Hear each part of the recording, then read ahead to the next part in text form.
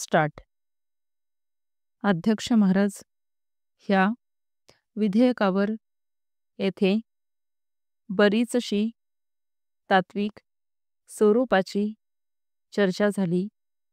सन्माननीय सभासद श्री हरीश यांनी मुंबई महानगरपालिकेने आपल्या जुन्या परंपरा कशा टिकवल्या आहेत आणि चांगल्या चांगल्या नवीन परंपरा कशा निर्माण केल्या आहेत याची माहिती सांगितली.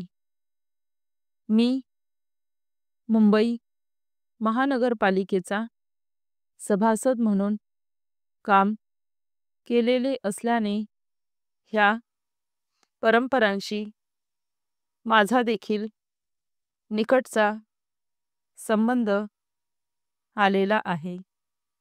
परंपरा ह्या निर्माण कराव्या लागतात.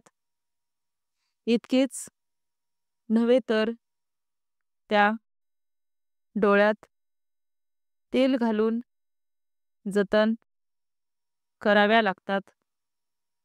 त्यामुळे स्वाभाविकच तेथे चांगल्या परंपरा निर्माण केल्या गेल्या आणि त्या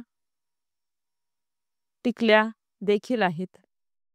पुणे महानगरपालिकेमध्ये जी एक विशिष्ट परिस्थिती निर्माण झाली तिचा शासनाला विचार करणे आवश्यक आहे.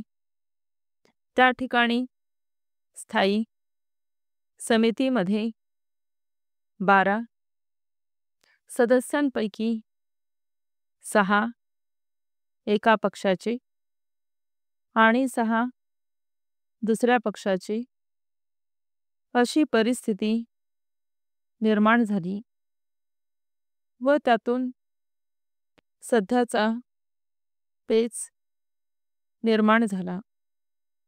एका सन्माननीय सभासदांनी उपरोधिकपणे म्हटले की हे पुण्याचे प्रकरण आहे.